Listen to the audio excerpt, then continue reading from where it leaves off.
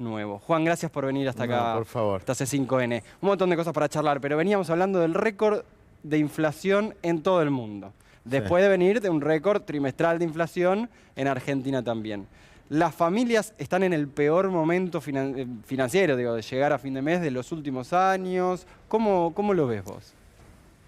Estamos en una tragedia social prolongada. Y lo peor que nos puede pasar es acostumbrarnos, ¿no? El peligro no es un estallido, el peligro es la degradación constante de nuestra sociedad y una sociedad 70-30, 70% excluidos, 30% integrados, 70% en la precariedad, 30% que tienen vivienda, que tienen un ingreso estable, etc. Eso es lo que tenemos que combatir. Tengo dos críticas para hacerte, si me permitís. Obvio. Dejen de hablar del campo hablando de las patronales sojeras, porque el campo es mucho más que eso. El campo son los pequeños productores frutihortícolas, que son más de 60.000 en todo el país, que están sometidos a arriendos leoninos y son los que le ponen la lechuga y el tomate en la mesa a los argentinos. El campo son... Qué buena crítica, porque es verdad que una cosa son los exportadores, los que deciden, y otra cosa es el que labura todos los días, que es el 95%, en realidad, de gente. Exactamente. Y la verdad que si la cara de la protesta es Echeverre, que es un sinvergüenza, que no lo quieren ni siquiera los terratenientes porque es demasiado ladrón, va a tener muy poca legitimidad. Lo otro es que, más que una crítica, es una sugerencia. Sobre estos discursos que estuvieron pasando, creo que falta uno que fue extraordinariamente preciso, que es el que dio Cristina en el CCK. Y que se reinterpretó, por ahí lo pasaste y yo no lo escuché. No, pero lo podemos pasar. ¿Querés decir la interpretación antes y después pasarlo? Sí, que se reinterpretó en clave de las pequeñas estupideces palaciegas que hay en la Argentina, porque hay gente que le conviene, digamos, que no podamos salir de esa discusión tonta de Palacio. Pero fue un discurso en el que se planteó una crítica muy profunda a los mecanismos en los que se toman decisiones sobre la vida de las personas en una sociedad. Es decir, la democracia actual, craneada en el siglo XIX, no puede enfrentar a los grandes poderes.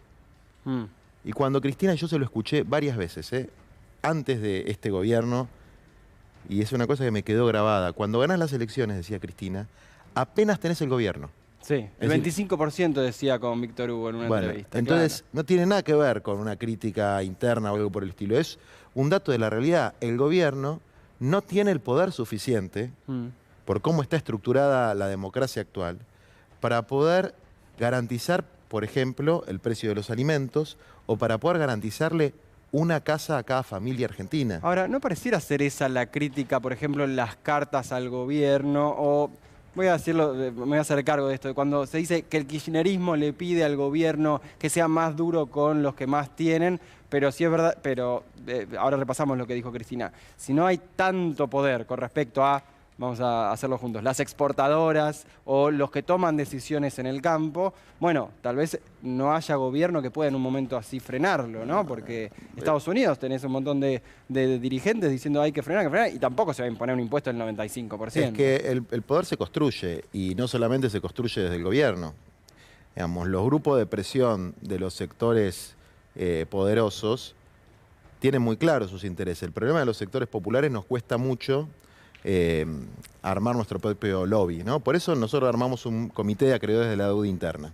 La multisectorial. Una multisectorial. Están todas las centrales obreras, la CGT, las dos CTA, están todos los movimientos sociales, los principales movimientos sociales, están científicos de alto nivel, representantes de la educación, de las universidades, de los secundarios, de los terciarios, para poder plantear una agenda que ponga en primer lugar la deuda interna, que tiene que ver con los salarios y los ingresos, plantear formas de que todo el mundo tenga un ingreso que le permita comer, que no haya argentinos, por lo menos en la indigencia, que se puede hacer, garantizar la educación, que hoy está absolutamente en crisis con un montón de pibes que se nos cayeron de las manos durante la pandemia y que no pudimos recuperar, garantizar la vivienda, ni siquiera te digo una casa, un terrenito para cada familia, tanto para vivir como para producir, porque este campo pobre, que es la mayoría, es campo sin tierra, es campo que sufre arrendamientos leoninos,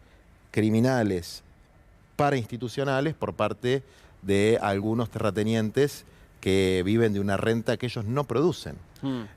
Ahora, ante esta multisectorial que decís vos, que ahora me contás bien, cómo se van dando los representantes también, ¿cuál es la prioridad? Es raro porque es parte de una misma, pero hablar de esto que decía David, de cobrarles a los que más están ganando o de llenar su mesa. Obviamente la pregunta es la respuesta es la segunda, pero ¿cómo se logra empatar esas dos? Son dos caras de la misma moneda. Claro, pero primero es... ¿cómo se discute en la calle, digo yo? La agenda pública tiene que estar dominada por cómo resolver los problemas de la gente. Ni por los números de Excel, ni por las operaciones políticas que aparecen en los diarios, sobre todo las que son en off, que son una forma cobarde de hacer política, ni por banalidades y cosas superficiales. Tienen que estar dominadas por el problema de los alimentos, del salario, de los ingresos del sector informal o de economía popular que nosotros planteamos, de la vivienda, y hay todavía 1 año y pico de gobierno en el que se pueden hacer muchas cosas. Digamos, yo milito para construir, no para destruir. Entonces, la crítica, yo creo que fue muy importante en el momento donde se debatía lo del FMI, porque ahí había una disputa de posiciones, que la posición que nosotros asumimos perdió. Perdió en el Congreso, ganó otra posición. Bueno, ¿ahora qué hacemos con eso que nos queda? Para vos es porque dentro de la coalición no se estaba escuchando eso que decís que habla la calle. O entre otras cosas. Porque dentro de la coalición había posiciones distintas. Y ganó una. Y perdió otra. Nosotros perdimos esa discusión. Lo que no quiere decir que la perdimos para siempre. La podemos volver a dar más adelante. Pero ahora, con esta situación que hay, ¿qué hacemos? Bueno, pongamos en primer lugar la deuda interna y desde luego la otra cara de la moneda de eso es una investigación real, no en un fuero penal, que está bien lo de Capuchotti. Yo soy parte de esa causa, estuve también haciendo la denuncia, ni bien fue la firma del... Todo eso está muy bien, pero esto es un problema político y existe una comisión bicameral presidida por Mayans que está durmiendo la siesta hace 2 años y hay que despertarla. Y el primer logro de este comité fue lograr una audiencia.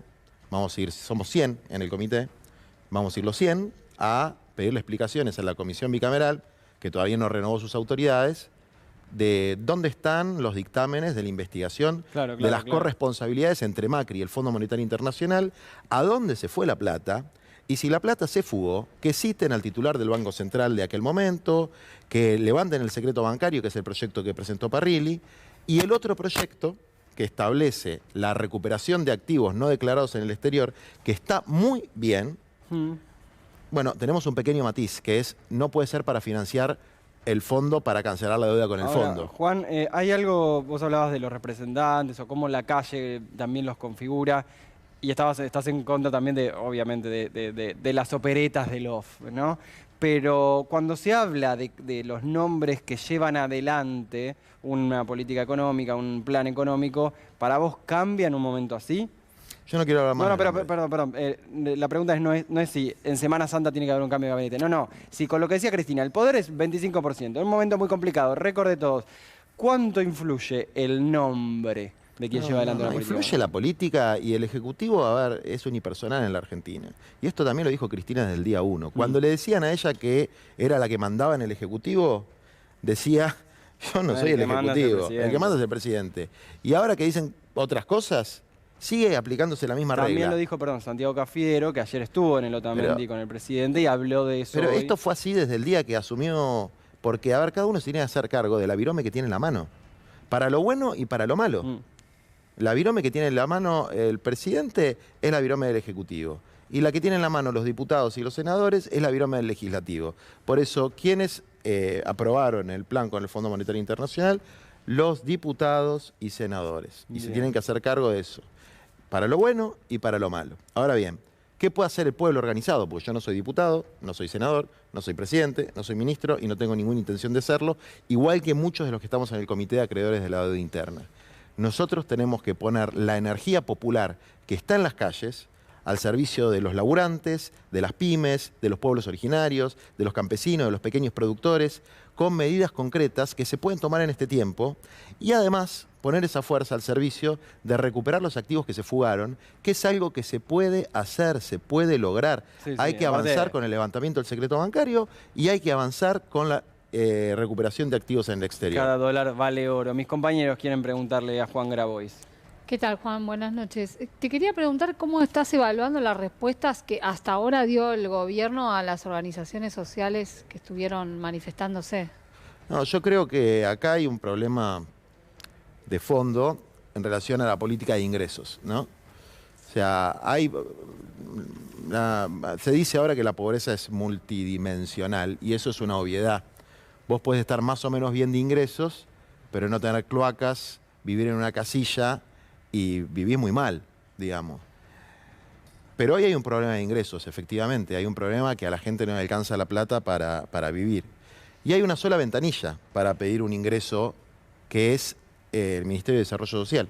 O sea, los que no tienen AUH tienen una sola ventanilla, que a la AUH son 2,5 millones de madres, y en la Argentina, si ustedes piensan en la gente que cobró el IFE, tenemos 10 millones de personas que necesitan un ingreso, entre los cuales hay gente de clase media cultural, digamos, que hoy viene a los comedores. Esto es un dato de la realidad, yo lo veo todos los días.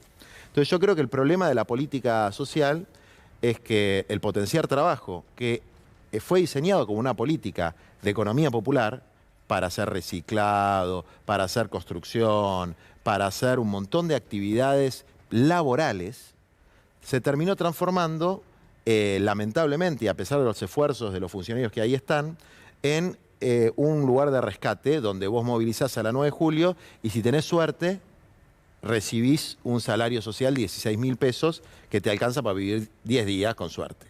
Entonces, la propuesta, esto se resuelve de 3 maneras, digamos, o administrando eso, ir dando de apuchitos, porque si no la conflictividad social no se resuelve, lo cual es feo, es cínico, es someter a la gente a una situación muy fea. Se resuelve con represión, que es a lo que apuntan varios personajes de la política argentina, que es lo peor que se puede hacer, o se resuelve con un ingreso universal, que es como resolvió Cristina cuando puso la UH, o en el caso de los jubilados, con la ampliación de la cobertura jubilatoria que llegó al 95%. Bueno, hoy tenemos ese mismo problema, pero en el segmento entre 18 y 65 años, o 60 en el caso de las mujeres, que ese es el segmento del IFE, del ingreso familiar de emergencia, que tiene que ser permanente y tiene que ser considerado como un salario universal por otras tareas que no son valorizadas en el mercado. Por ejemplo, claramente las tareas de cuidado, en el caso de las mujeres, fundamentalmente de las mujeres, las tareas de la economía informal, que pagan impuestos, a diferencia de lo que dicen algunas mala gente en general o ignorantes, porque cuando pagan el IVA comprando sociedad de liche, pagan impuestos, claro, pagan impuestos. Reconocimiento de las tareas comunitarias, reconocimiento de un montón de tareas, porque no hay gente que vive panza para arriba con 16.000 pesos por mes. Entonces la gente labura en múltiples changas, en múltiples tareas de la economía popular, y eso tiene que ser reconocido por el Estado argentino con un salario universal. Si eso no sucede, las calles van a seguir siendo un corsódromo de gente desesperada que está pidiendo un mango y que se va a agrupar bajo la bandera del Polo Obrero o bajo la bandera de cualquier organización que lo quiera acaudillar. Nosotros estamos buscando otro camino para lograr esos objetivos, que es este comité de acreedores de la deuda interna, que es la interpelación a los funcionarios, que es los planteos de nuestros diputados que presentaron proyectos para el salario universal. Y si no ese es el camino, lo que siempre le preguntamos al Ejecutivo, ¿cuál es la alternativa? ¿Cuál es en un momento así, bueno, al menos el gobierno lo que está diciendo es mientras esté la guerra. El tema es que, claro, la guerra financiera, para decirlo de una manera, sigue hace rato. Mientras esté la guerra, ¿qué cosa? Puede darse este mecanismo de alternativa que ahora vamos a hablar de un impuesto que se está estudiando. Lo cierto es que la guerra financiera se mantiene. Pero todavía no está claro qué es y obviamente este es un momento particularmente sensible porque el aumento de los precios de los alimentos, que tiene que ver con un montón de factores, con especulación, con guerra, con esto, con lo otro, y la gente está muy mal, Juan, digamos. Tengo que cerrar, pero me gustaría, obviamente, la verdad que es inalcanzable el monto, pero hoy de haber un IFE, de haber un ingreso universal, para vos, ¿qué monto calmaría un poco la El mínimo es la línea de indigencia individual, que ahora debe estar en 13.000, 14.000 pesos, digamos. No tengo el dato exacto y cambia por región. Pero la línea de indigencia es comer. Comer, me parece Y eso perfecto. tiene que estar fuera de discusión. Que el argentino Sí. pueda comer, tiene que estar fuera de discusión. Y eso vale 1,5 puntos, 2 puntos del gasto primario. Es decir, no es una locura. Bien. Es algo que se puede hacer, es a lo que están yendo los países más desarrollados, es algo que permite a los más humildes liberar su capacidad cognitiva para poder desarrollar tareas. Esto lo hablé con Manés, mirá, no con el Che Guevara, con Manés, que está de acuerdo con este planteo. Permite liberar capacidades cognitivas para poder estudiar, para Sí, poder... sí. Si vos estás en la lucha por la subsistencia, No puedes pensar. no podés... Con hambre no estás se con puede eso, pensar. estás con ese tema. Juan, gracias por acompañarnos esta noche. Por favor. Bien, y lo seguiremos hablando obviamente.